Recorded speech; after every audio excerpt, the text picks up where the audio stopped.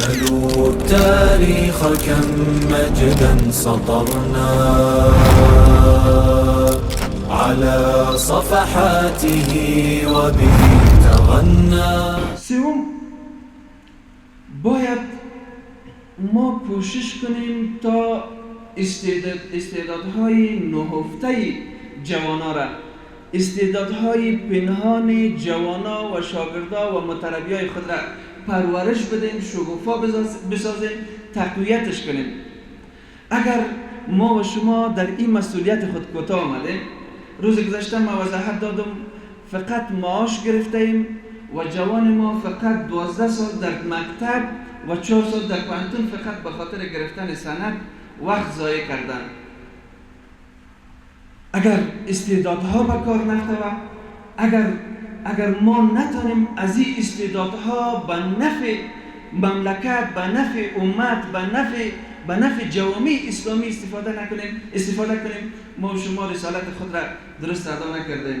واقعیتی است که جوانای ما و شما، شاگردای ما و شما، محصلین ما و شما، متربیای ما و شما، هر کدامش از استعدادهای قوی برخوردار است. همون قسمی که رسول صلی الله علیه و سلم میگه الناس معادن کمعادن الذهب والفضه.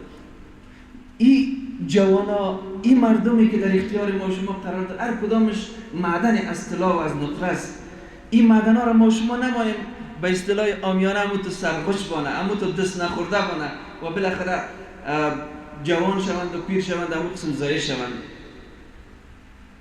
ملت‌های دیگه اگر به شکوفایی، به ترقی و تعالی رسیدن، از ما و شما چیز برتری ندارن، چیز خوبی ندارن، کدام کمال ندارن و علیاذ بالله معجزه ندارن.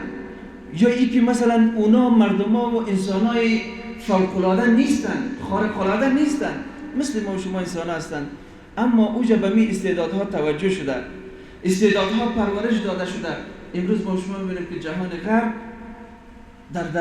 در اوج ترقی قرار داره. همین قسم در صدر اسلام شما ببینید رسول صلی الله علیه و وقتی با پیغمبری مبعوث شد،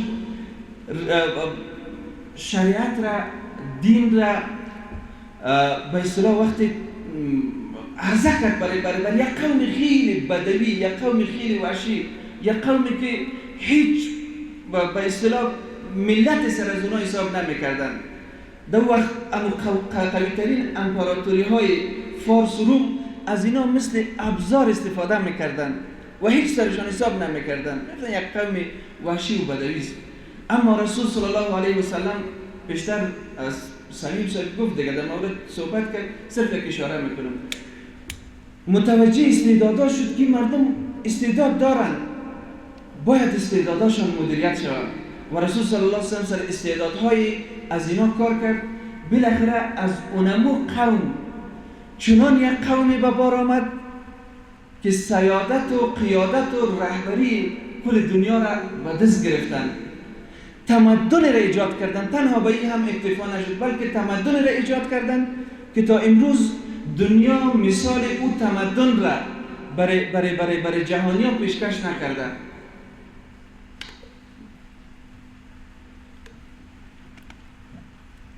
تمدن را به وجود آوردن که هم در بین ماده و هم در بین معنا سیر میکرد. تمدنی که هر بود زندگی انسان را به اصطلاح در نظر داشت و برای هر بود از زندگی انسان ها به اصطلاح کار میکرد و خدمت ارائه میکرد. پس کوشش ما و شما این باشه که ما و شما سر استعدادهای جوانان کار کنیم. ببینید یک نکته دیگر هم در اینجا اشاره میکنم. یک کتاب را یک وقت مطالعه میکردم، امر خالد یک نویسنده مصری نوشته کرده. او میگه دلیل پیشرفت ملت ها در دو چیز است، دو منبع یا دو نیرو یا دو قوه است که ملت ها را یا در کل بگیم امت ها را به طرف تعالی، به طرف پیشرفت، به طرف ترقی سوق میده، که یکی منابع زیرزمینی است و یکی هم منابع انسانی. و امر خالد تأسف میخوره که ما از جهان اسلام، از این دو نوع منبع در جهان اسلام نسبت به هر دنیای دیگر، نسبت به هر کنج دنیا بیشتر پیدا میشه. ما از این لحاظ منابع سرشار داریم، هم منابع زیرزمینی هم منابع انسانی، ولی متاسفانه این منابع انسانی درست مدیریت نشده. مدیریتش این از امی شگفا ساختن استعدادهای از اینا شروع میشه که مو بوکرای شو چه دوی استعدادون شگفا کو نو دخن انسانی منابع درست مدیریت کرده دی.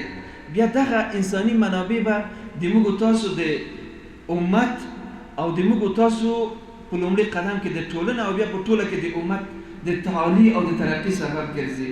نو دغه اصل ته دغه استاد باید دغه خپل رسالت ته متوجه سي او دغه ته باید په جدیت موږ تاسو کار وکړو او د تدریس او د تربیه په جریان کې د لپاره ونه غورځو. سوم، مثبت نگری، رویه مثبت نگری را زنده ساختن در بین شاگرد و متعلم. ببینید مثبت نگری حیثیت بنزین یا حیثیت پترول و دیزل را در ماشین دارد.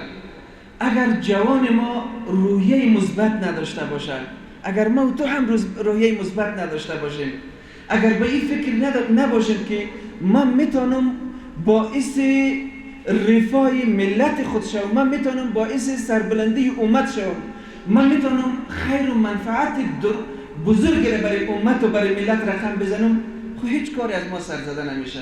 امروز متاسفانه امت اسلامی در کل و جامعه ما شما به طور خاص به این مرض مبتلا است که ما شما مثبت نگر نیستیم. هر کس به این فکر است که برای یک کسی شاید پیدا شود که افغانستان از این وضعیت نجات بده، یک کسی شاید در یک کنج دنیا پیدا شود که امت را از این حالت نجات بده. اما اگر اینمی شخص تو باشی، ما باشم، هر فرد ما باشیم، فکر نمیکنند که ما شما به زودی و به آسانی تغییری را در جامعه خود و تغییری را در قلمرو امت به وجود آورده میتونیم، طبعا آورده میتونیم. و این فکر هم در بین ما و شما باید نباشه که ولی شاید این کار ما نتونم، شاید این کار ما ثمره نداشته باشه. ما و شما دست به کار باید شویم، 100% ثمره میده. من یکی دو مثال زنده برای شما میزنم. ببینید امیر المؤمنین مرحوم رحمه الله یک وقت یک نفر بود در یک کنج از افغانستان بلند شد. وضعیت خیلی نابسامان، به بزرگا او وضعیت را او زمان را معلومات دارند که مثلا در کشور ما چی میگذشت. اما اینمی درد برای امیرالمومنین رحمه الله پیدا شد که ما باید کشور را از این بدبختی نجات بدم. به تنهایی دست به کار شد، به تنهایی اقدام کرد. بالاخره ثمره کارش شد که در کل افغانستان یک تغییر را بیاره، امارت اسلامی اول را قایم کنه. بعدش شاگردا و پیروا و کسایی که از اونا متاثر بودند، از اونا رویه گرفته بودند، 20 سال در مقابل 56 کشور رزمیدند و کشور خود را از لوث اشغال از اونا نجات دادند و بالاخره امروز الحمدلله یک نظام اسلامی دیگر را رقم زدند، امارت دوم. یعنی این مثال به خاطری است که ما تو باید به این فکر نباشیم که برای از من معلم چیز ساخته نیست، او معلم دیگه بگه از من چیز ساخته نیست، او استاد دیگه بگه از من چیز ساخته نیست. و او طرف وقتی ما و تو این قسم منفی نگر باشیم، شاگرد ما هم این قسم منفی نگر به بار بیاید، دیگه به اصطلاح عامیانه قبر خود را، قبر ملت را، قبر امت را خود به دست خود کندیم و برای خود به اصطلاح با چای ذلت و چای بدبختی را حفر کردیم. پس رویه مثبت نگری را باید در جوان ایجاد کنیم و از همه مهمتر اول باید خود ما مثبت نگر باشیم.